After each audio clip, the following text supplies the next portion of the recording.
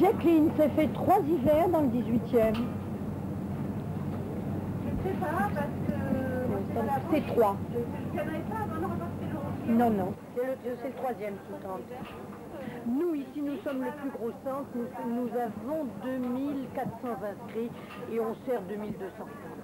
2200 par jour. Donc vous disiez que c'est pas suffisant. La nourriture, c'est pas suffisant. Parce que le problème, c'est des gens qui sont en perdition. Bon, les familles, elles sont logées, tout, la nourriture, c'est important. Oui. Mais pour des gens seuls qui sont dans la rue, la nourriture, déjà, c'est moyen ce qu'on leur donne, ils vont manger. Nous, on s'arrange pour leur donner quelque chose de chaud et tout, bon, mais c'est sur 3 mois et demi.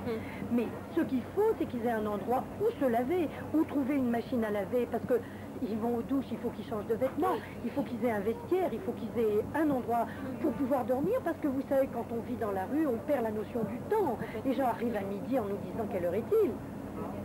Ils n'ont pas dormi de la nuit parce qu'ils ont peur des flics, ils ont peur d'être attaqués, et puis ils sont dans la journée, et puis ils ne savent plus. Il faut qu'ils reprennent des habitudes de travail. Il faudrait qu'ils puissent retravailler un jour, et puis 2 jours, et puis 3 jours, hein, Jacqueline. Ils ne peuvent pas se relancer comme ça. Et puis en plus, ils ont des santé tout à fait déficientes au bout de 2 ans de zone, vous savez. Les sans domicile fixe, très curieusement, sont pratiquement tous français. Très curieux.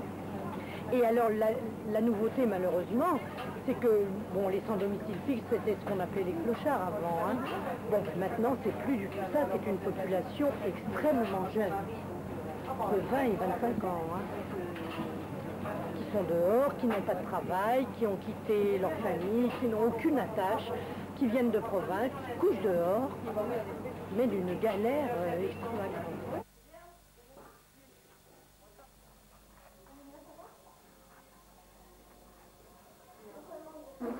Non, je travaillais pour l'État en fait. Ah, pour l'État? Je travaillais pour le tribunal de commerce.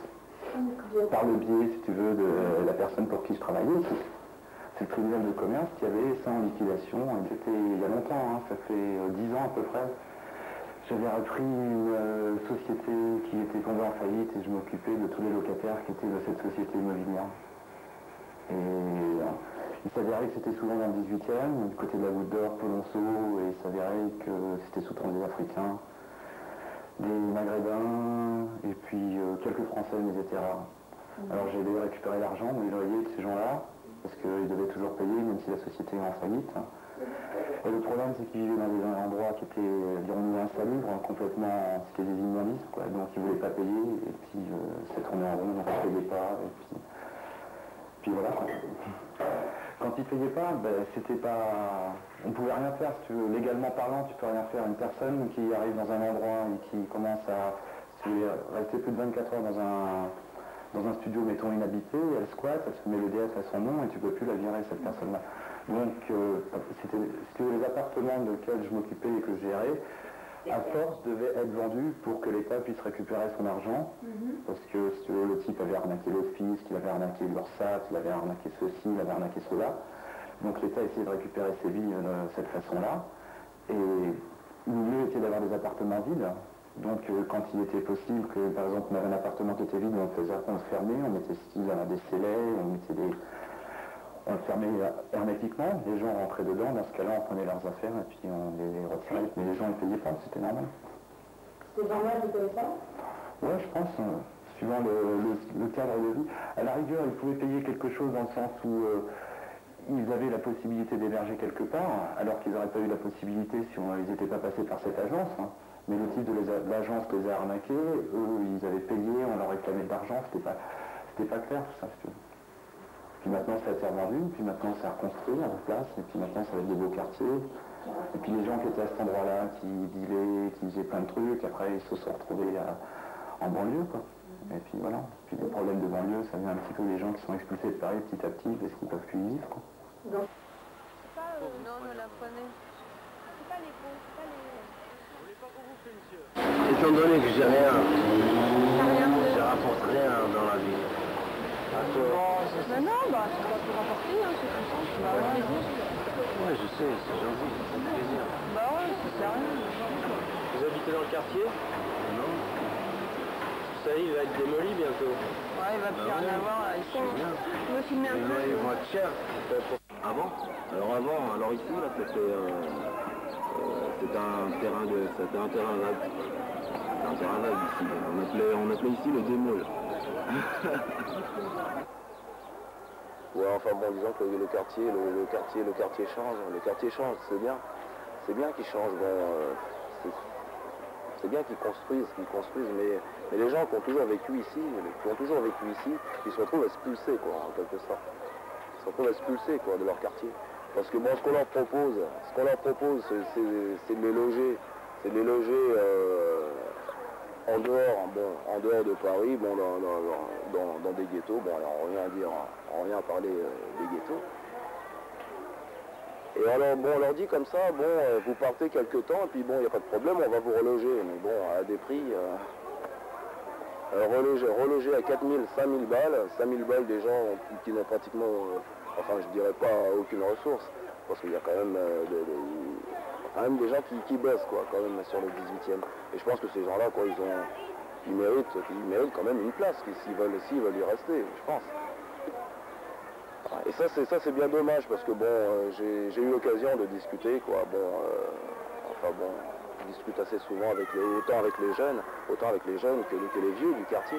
Et les vieux, bon, ils sont un petit peu, ils sont vraiment pas contents. Moi je les comprends, quoi. Et je les comprends parce que bon, là d'ici peu, où ils vont se retrouver? Où ils vont se retrouver ces gens-là? Yes. Hein? Tu peux me le dire? Non, je pense pas. Ouais.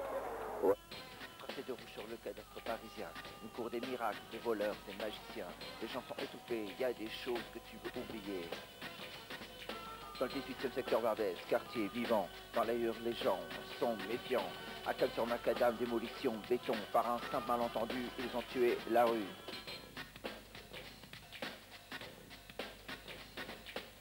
Jacqueline, ça fait combien d'hiver? Tu me poses de ces questions. Barbès, secteur Barbès, Barbès, channel Barbès.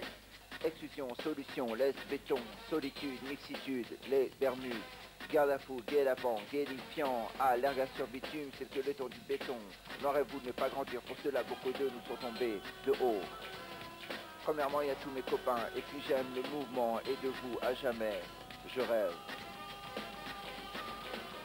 Jacqueline, ça fait combien d'hiver? Tu me poses de ces questions. Barbès, secteur Barbès, Barbès, channel Barbès, Barbès, secteur Barbès, Barbès, channel Barbès.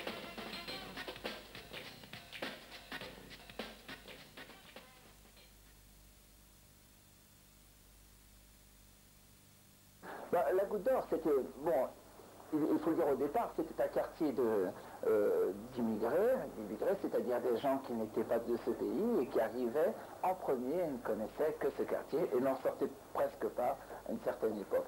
C'était, à mon avis, le seul point négatif de la Goutte d'Or qui était guettifiant, en fait. Ceci dit, pour nous autres, guettifiant. C'est-à-dire qu'il était préposé à être un ghetto et les gens y allaient en tant qu'habitants de ghetto, c'est-à-dire un quartier où étaient exclusivement parqués des immigrés. Bon, il est évident que le 18e est un quartier dit à risque, il doit être tracé de rouge sur le cadastre parisien, car justement par cette concentration, il y a des problèmes inhérents aux grandes cités qui sont la drogue et la délinquance. Bon, on m'a toujours dit que le système était dangereux, je n'ai jamais vu ça. Ça fait, comme je l'ai dit, très longtemps que je vis ici. Je n'ai jamais assisté à quelque chose de particulièrement dangereux ou violent ici.